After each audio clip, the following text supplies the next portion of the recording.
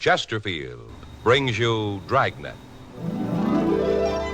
Put a smile in your smoking. Buy Chesterfield. Smoother, cooler, best for you.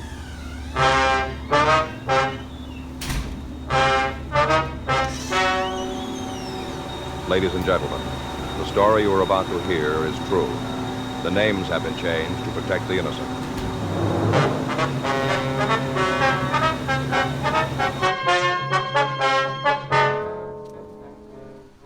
You're a detective sergeant. You're assigned to robbery detail. You get a telephone call from a woman who wants to see you. She says it's about her husband. She's afraid he's going to pull a holdup. Your job? Check it out.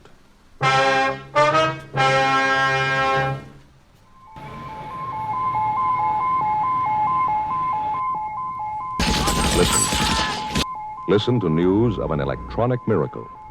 The greatest improvement in cigarette making in 30 years. Negro? It's the Accuray, and it's a Chesterfield exclusive. To you, it means cooler smoking, smoother smoking than was ever possible before. The Accuray electronically checks and controls the making of your Chesterfield. So, for the first time, you get a perfect smoke column end to end. You'll marvel at the extra flavor that comes through. Yet, because this measurably better cigarette smokes more slowly, you enjoy a cool mildness never possible before. Victory. Yes, from the first puff to the last, your Chesterfield smokes smoother. Your Chesterfield smokes cooler. Chesterfield is best for you. Today, discover what modern science can do to increase your cigarette enjoyment. Change to Chesterfield and put a smile in your smoking. Look for the new Chesterfield carton. It tells you only Chesterfield is made the modern way with Accuray.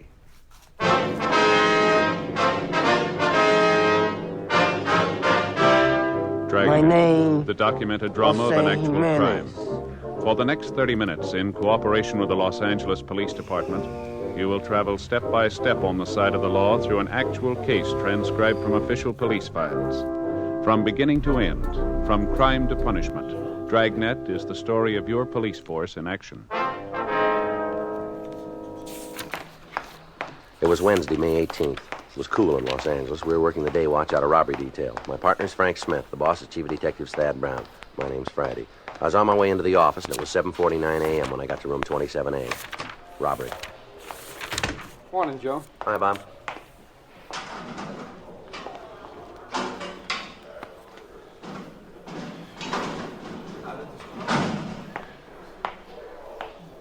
Well? Well, what? Good morning, Frank. Oh, hi. What's eating you?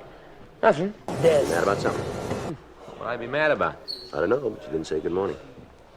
I'm just not going over there anymore, that's all. Over where? The Talbots. Who? The Talbots, you know, live down the street, sells real estate. Oh, yeah. We bought our house from him. I see. We got to be friends. At least his wife and Faye are friends. I never cared for him much myself. Mm-hmm. What happened? Between you and him, did you have a fight? I don't fight with people, Joe. You know that. Oh, that's right. I just found him out, that's all. Just found him out, the kind of a guy he really is. Is that right? Yeah. They use signals. What? Signals, him and his wife. Can you imagine that? They use them. What kind of signals? Different ones for different words. What do you mean? When they play charades. Oh, I see. Yeah. Well, that's too bad. Had us over their place last night. Some other couples, too. About 8 or 10 of us in all. Yeah, 10. 5 on each side. Each side. Yeah, for the charade games. You played it, haven't you? Yeah, when I was about 10 years old, we used to play. Well, now, look, buddy, it's no kid's game. Not the way they play. Is that right? No, they give you stuff to act out. Titles and quotations. You've never even heard of half of them. Mm-hmm. And to top it off, they got signals. Yeah. Noun, verb, little word, big word, person's name, letters of the alphabet. They got signals for all of them. You can spell something out. What's the point of the game? Well, beat you pretty bad, didn't they? Huh? Last night in the game, you lost. That hasn't got anything to do with it, Joe. No, I don't imagine. Doesn't matter who wins or loses. It's the principle of the thing. That's all it is. Signals. Yeah, I get And it. they use them. Robbery Friday. Yes, ma'am. Well, I don't know. What seems to be the trouble? I see. Yes, I guess we could. Where is that? Are they open this early? All right. Yes, ma'am, we'll be there. Goodbye. Lady wants to talk to us. Says she'll meet us at a bar out on Melrose. What's it all about? Her husband. Yeah. He bought a gun.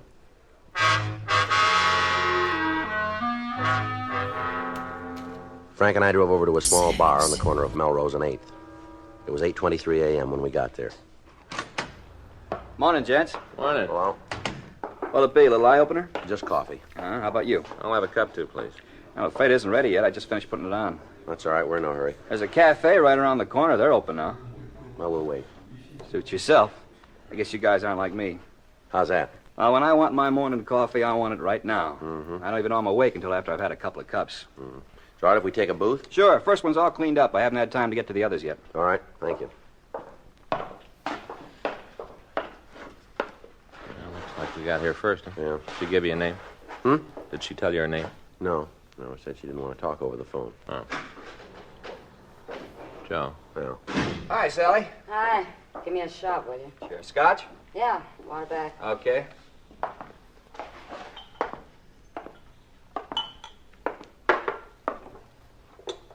Go ahead, mister. Take a good look. I was waiting for somebody. I guess I made a mistake. Yeah, you sure did. I'm sorry. A little later on, I might be interested, but not at 8:30 a.m. Getting worse all the time, ain't it?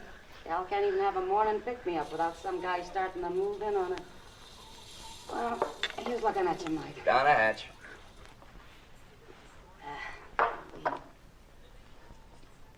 Put on a tab. Yeah, sure. See you around. Hey, your coffee's about ready. All right, thank you. Want cream and sugar? No, black. How about you? Same. Coming up. Don't pay no attention to Sally. Yeah?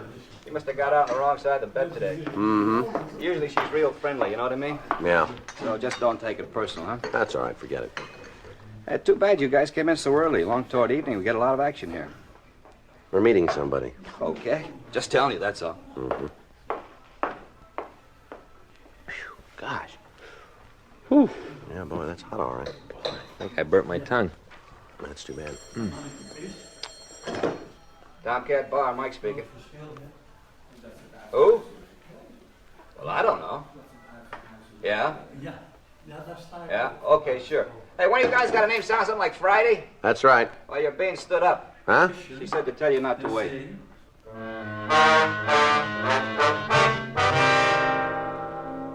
Frank and I left the Tomcat Bar and we went back to the office. What? 10:17 a.m. An informant called with a tip about a grocery store holdup that had taken place the previous Monday. We interrogated a possible suspect, but his alibi checked out. The next day, Thursday, May 18th, 9:43 a.m. Again. Robbery, Smith. Who? Oh, yeah, Smith. Joe. Okay. Friday. Yeah? Yeah, I remember. Aziatisch? Well, we were there. Well, why don't you give me your name this time? No, I'm sorry. We'll have to have your name. Flint? F-L-I-N-T? All right, now look, Miss Flint, if this is some kind of a gag... All right, if you're sure this time. Right. All right. Goodbye. The woman again. The woman who called yesterday morning? Oh, yeah. What you want now? Same thing. Meet us at the bar. You think she's on the level? I don't know. It sounds like it this time. Why didn't she show up yesterday, then? Says she tried, but she just couldn't. Why not? Said something about loving her husband. Yeah. When the chips were down, she couldn't bring herself to turn him into us. Yeah, but she will now. Says she has to, that she can't wait any longer. Why? Says it might be too late.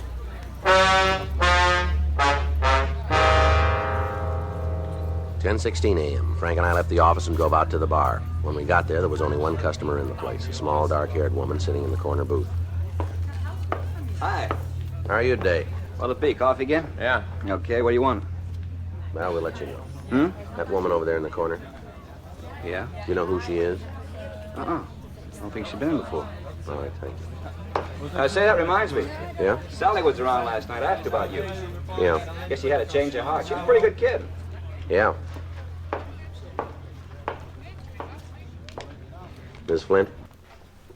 Are you Miss Flint? Yes. Well, my name's Friday. It's my partner, Frank Smith. Can we sit down, man? I guess so. You guys want your coffee over there? Yeah, it'll be fine. How about the lady? Would you like something, ma'am? I'd like a drink. All right. I'm gonna need it. What'll it be? Oh, I don't care. Bourbon, I guess. Bourbon and ginger ale.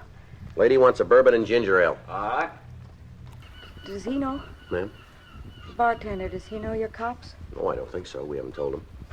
If anybody finds out I talked to you, if Rod ever finds out, well, I guess that just about washes up. Rod's your husband, is that right? Yeah. Rodney Flint. Well, is that his name? Well, not really. Not his real name. Well, what is it then? I don't know if I'm doing the right thing. I just don't know. Mm-hmm. He'd never understand. He'd say I was double-crossing him. Maybe I am. Maybe I... Here you are. 2 coffees and bourbon and ginger. What do we owe you? That's $1 even. There you go. Okay, thank you. 4 years I've been thinking about it, living with it. 4 years I've been trying to make up my mind whether I should go to the police or not. Yes, ma'am. But things seem to be working out. He was doing so well, making good money. He's changed, too, honest he has. Well, now suppose you give us the whole story. You married, Sergeant? No, ma'am. What about you? Yeah, I'm married. Tell me something, mister, and you tell me the truth. What's that? Suppose your wife got you in trouble. Suppose she squealed on you. What would you think of it? Well, I guess it would depend on why she did it. Oh, I've got a reason. Best reason in the world. I'm in love with him. Yes, ma'am. If I wasn't, I'd just walk out. If I didn't love him, I'd have walked out years ago. Now, when you called us yesterday, you said your husband had bought a gun. Yeah, that's right. Do you know what he wants with it? No, not for sure. You got a pretty good idea, though, haven't Has your husband ever done any time, Miss Flint? Yes. What for? He stole a car. Anything else? Robbery. Supermarket back east. you? Whereabouts? Michigan. He used to live in Detroit. How much time did he do? 7 years. Did he come out free? I don't know what you mean. I'm sorry. Afterwards, was he on parole? Did he have to report to a parole officer? Oh, yes. For how long? It was supposed to be 10 years. When did he get out of prison? 5 years ago. When did you come to California? About a year later. Did he have permission to leave the state of Michigan? No. Well, what made him leave then? He just came home one day. Said he couldn't take it any longer. Said he was going to L.A. and that it was up to me whether I came with him or not. Do you know if he's wanted for anything else besides violation of parole? I don't think so. You know, you still haven't told us his real name. Frazee. Ralph Frazee. All right, then it's Mrs. Frazee. What about the gun? Well, like I said, everything was going along pretty well. He's got a good job. He's had 3 or 4 raises. Where's he work? Oil refinery. Pacific Crest oil company. I see. He likes the work. They like him, but the longer we live out here, the better things are. Well, that just makes him more scared. What's he scared of? Oh, that somebody will find out who he really is and he'll have to go back to prison. If he just sees a cop, he goes all to pieces. He's sure they've finally caught up with him. Just a traffic cop, even. He gets worse all the time. Jumpy and nervous and, well, scared. That's the only word for it. He's been drinking a lot more, too, nearly every night. Then just last week, he ran into a guy that used to be a friend of his. Back in Detroit? Yeah. This fella knows all about him, that he's been in prison. And Rod's afraid. I mean, Ralph. I called him Rod so long I keep forgetting it isn't his real name. Sure. Anyway, he's afraid this guy will say something to somebody that'll all come out. It's just driving him crazy. So he bought a gun. Did he say why? He was pretty drunk night before last. That's when he brought it home. He mumbled something. If he was going to go back to prison anyway, he might as well make it worth their while.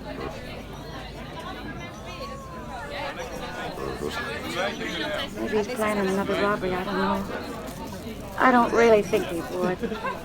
But with all this drinking and being so darned upset, well, I don't know what he might do. Where's the gun now, Miss Frazee? At home. He hid it in the stove in the pan under the broiler. At least that's where he put it last night after... After what? Well, you see, he was carrying on doing a lot of talking. He was holding the gun at the same time, waving it around, telling me how easy it'd be to go out and rob somebody. Said that way he could get enough money for us to leave the country and go to Mexico, maybe, where they'd never find us. Right in the middle of everything, the pistol went off. I see. It was just an accident. He wasn't pointing at anything. The bullet only went into the ceiling. I'm sure he didn't mean to pull the trigger. Yes, ma'am. But when he heard the shot, he acted like he was going out of his mind. He was sure the neighbors had heard it, too, and that they'd report it to the police. What'd he do then? Well, he dug the bullet out of the ceiling and got rid of it. Mm-hmm. After that, he just waited.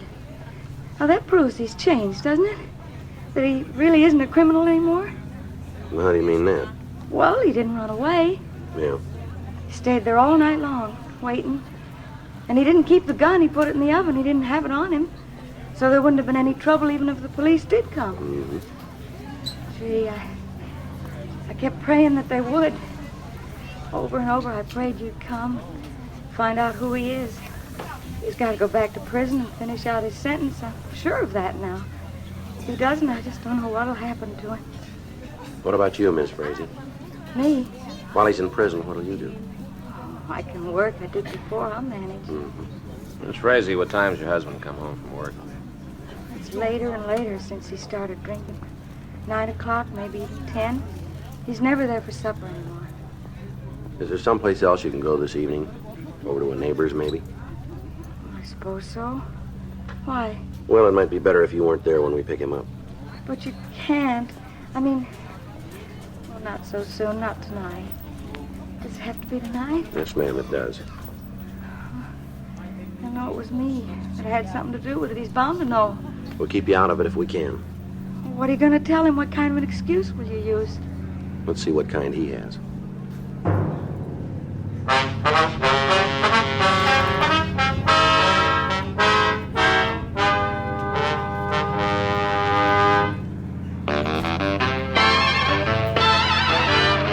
Stop!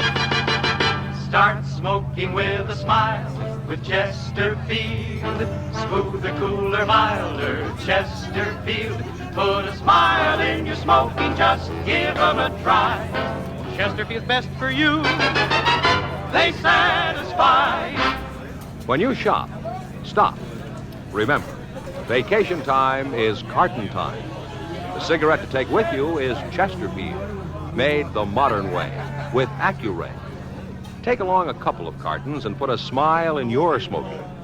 Chesterfield. I'll be Smoother, back. What? Cooler. Best for you. Remember, in the whole wide world, no cigarette satisfies like Chesterfield. Put a smile in your smoking, just give 'em a try. Chesterfield's best for you, they satisfy.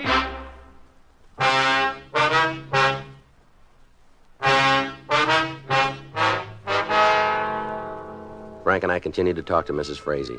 She agreed to be out of the house during the evening. She also gave us a description of her husband. She said he was WMA, 38 years old, 5'11", and he weighed about 170. She told us he had black hair, brown eyes, and a dark complexion. 11:27 a.m., we went back to the office. We ran the names Rodney Flint and Ralph Frazee through R&I. They had nothing on Flint. Under Frazee, we found a warrant from the state of Michigan for a violation of parole. The dates given on the warrant checked with what Mrs. Frazee had told us. We contacted the Pacific Crest Oil Refinery, and without stating that we were from the police department, we learned that a man named Rodney Flint had been employed there for the last 3 years. They said he was a steady, dependable worker. 6:32 p.m., we drove out to the address Mrs. Frazee had given us. It was a modest one-story home just off Santa Monica Boulevard. We parked across the street and waited for Frazee to return from work. 7:05 p.m., we saw Mrs. Frazee go into a neighbor's home 3 doors west. Frank and I continued to wait. 8:46 p.m. Joe, across the street. Yeah, he's turned into the driveway. Let's give him a minute, let him get inside. All right. Now the lights are on now. Let's go. All right.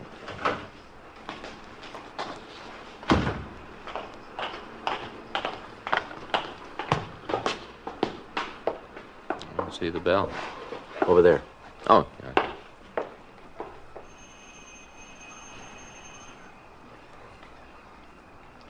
Who's coming? Mm-hmm. Yeah? We'd like to talk to you for a minute. What about? We're police officers. What? Police. This is Frank Smith. My name's Friday. I didn't send for no cops. It's all right if we come in? What do you want? Just want to talk to you, that's all. You do your talking out here. Be easier if we were inside. I ain't got all night. Neither have we. This won't take very long. Yeah, okay, come on. All right, stand right Hey, there. what? Stand still. What is all this? He's clean, Joe. What's your name? Come on, give us your name. Flint. First name, too. Rodney. You alone? Yeah? You live alone? My wife's out. She left me a note. Said she was going over to the neighbors babysit for. Mm-hmm. Were you home last night? Yeah, I was home. All night? From about 10 o'clock on. Did you hear a gun go off? What? A gun. Did you hear one go off? Of course not. Well, somebody did, and they reported it. Said it sounded like it came from this house. Last night, you said. That's right, Flint. Oh, boy, what a police force. You cops ought to be real proud of yourselves. Yeah? Is this all you got to do? Check up on some characters? Been hearing things? There wasn't any shot, huh? Well, I didn't hear it. I see. Kind of late to be asking, ain't it? We just got around to it. Took a whole day, huh? Suppose you need a cop. What are you supposed to do? Make an appointment ahead of time? Are you sure about this, huh, Flint? About what? You didn't hear any gunfire. I didn't hear nothing. There's a lot of traffic down the boulevard. Maybe a car was backfiring. Maybe that's what it was. Do you own a gun? Uh-uh. You sure about that? Well, I'd know if I had a gun, wouldn't I? Is it all right if we look around? What for? Want to give your place a once-over? No, it's not okay. Oh? I ain't gonna have you busting in here. Now, come on, go on, beat it, huh? We can get a search warrant and come back. Now, you listen to me, and you listen good, Yeah. huh? This isn't Skid Row, mister. This is my home. I own it. And you're not messing around a Main Street bum, either. I got a good job for a big company. They pay a lot of taxes in this town. They pay a lot of your salary. Yeah. My boss is a pretty important guy. He's got friends. So now you just take your little badges and move on. All right, Flint, if that's the way you want it. That's the way I want it. Just give us one more thing. What are you afraid of? I'm not afraid of anything, you guys especially. You're sure not very anxious for us to look around. There must be a reason for that. Well? Okay. Go ahead and search. It's no skin off of my nose. All right, thanks. Fat chance you'd have a fine on something even if it was here. Dumb cops, it took you a whole day to get here, a whole day to answer one lousy crackpot call. Well, don't forget. Yeah? It got answered.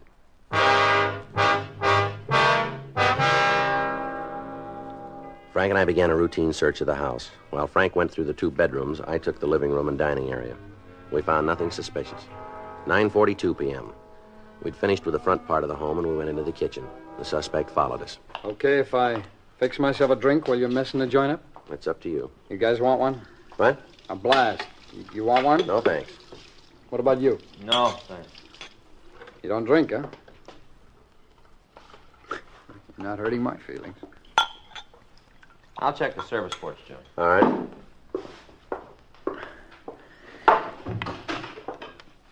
You know, my wife's going to raise Cain when she sees what you guys have done to the house. We're being as careful as we can, Flint. Yeah, sure. Well, now, come on. How about winding it up, huh? Just a couple of minutes. Well, you boys really believe in wasting time, don't you? What do? Pay you by the hour? There's nothing out there, Joe. No.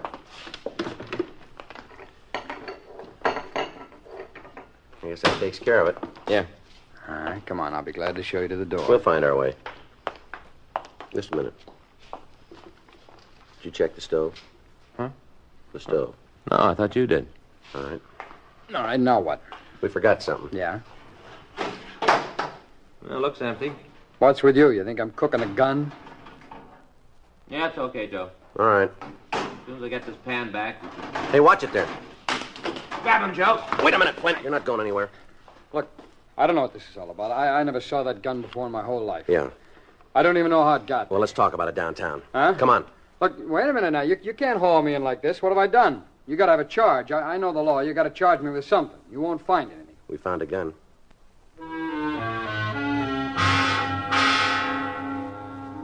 We drove the suspect down to the city hall, rolled his prints, and booked him in on suspicion of robbery. 11:06 p.m. We brought him into the squad room for questioning. All right. Sit down over there. What kind of a frame is this? Come on, how about letting me in on it, huh? Who'd I rob? You can forget about our robbery charge. I guess we made a mistake. Well, that's what I've been telling you, you know. We had to check the gun. We had to be sure. All right, so now you know. Yeah. Okay, no hard feelings. Sit down, Frazee. What? You heard me. Sit down. Maybe we were wrong about the robbery charge, but we came up with something else. A warrant from Michigan, violation of parole. What about it, Frazee? Well, What do you want to know? You've got it, the whole story. why'd you leave Michigan? Why'd you jump parole? Oh, what difference does it make? Suppose you tell us about it. I didn't have no choice. Yeah? I used to play around with some pretty rough boys. I got out of the joint, they're still in Detroit. Looked me up. You guys will think I'm conning you, but... Well, look, I wanted to go straight. They had different ideas. Yeah? So we came out here, Dorothy and me. She's my wife. I see. Well, you can check on me. I've been clean ever since. Ask the company. Talk to anybody about me. They'll tell you I'm clean. Yeah. That gonna help back in Michigan? No, that's not up to us. Sure. I thought that was why they sent you to jail, so you'd learn something. So when you come out, you won't do it again. That's part of it. Well, I learned. What good did it do me? Maybe you didn't learn enough. Huh? There's a law against an ex-convict having a gun. Oh, you're gonna stick me with that one, too, huh? That's not up to us either. Lousy gun. If it hadn't been for that gun, you'd never found me. Well, it might have taken a little longer, that's all. Sure, that's what did it. I don't know why it went off the other night. I thought the safety was on, just my luck. I never had a decent break in my whole life, not one. Mm-hmm. Well, is there anything more you guys want? No, I guess not. Not now, anyway. It's all right if I call my wife. Yeah, we'll fix it for you. Wonder how she's gonna take it. I don't know. I guess she'll stick by me. She always has. Through all the rotten breaks, no matter what. Yeah, she'll stick. Well, you must have had one good break then, huh? Huh? When you married her.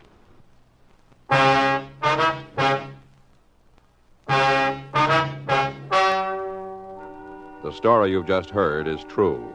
The names were changed to protect the innocent.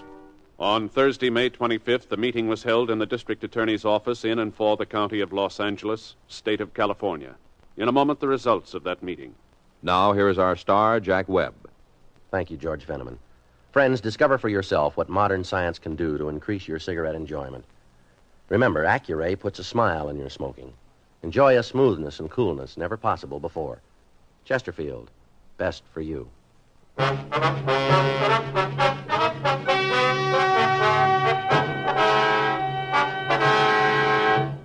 In the interest of justice, and because of the suspect's good behavior record in Los Angeles, it was decided not to press charges against him for possessing a gun. Ralph Putnam Frazee, alias Rodney Flint, was turned over to Michigan authorities to serve out his previous sentence. He has since been released and has returned to his former employment in Los Angeles.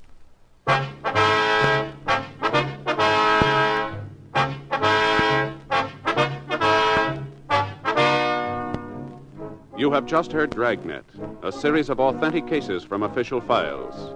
Technical advice comes from the Office of Chief of Police W.H. Parker, Los Angeles Police Department. Technical advisors, Captain Jack Donahoe, Sergeant Marty Wynn, Sergeant Vance Frazier. Heard tonight were Ben Alexander, Stacey Harris, Herb Ellis, Vivi Janis. Script by Frank Burt. Music by Walter Schumann. Hal Gibney speaking. Watch an entirely different Dragnet case history each week on your local NBC television station. Please check your newspapers for the day and time. Chesterfield has brought you Dragnet, transcribed from Los Angeles. This is it, L&M filters. It stands out from all the rest. Miracle tip, much more flavor. L&M's got everything. It's the best. Yes, L&M's got everything. Superior taste, superior tobaccos, superior filter. It's the Miracle Tip, pure and white. Buy L&M, America's best filter tip cigarette. Hear Dragnet next week, same time, same station.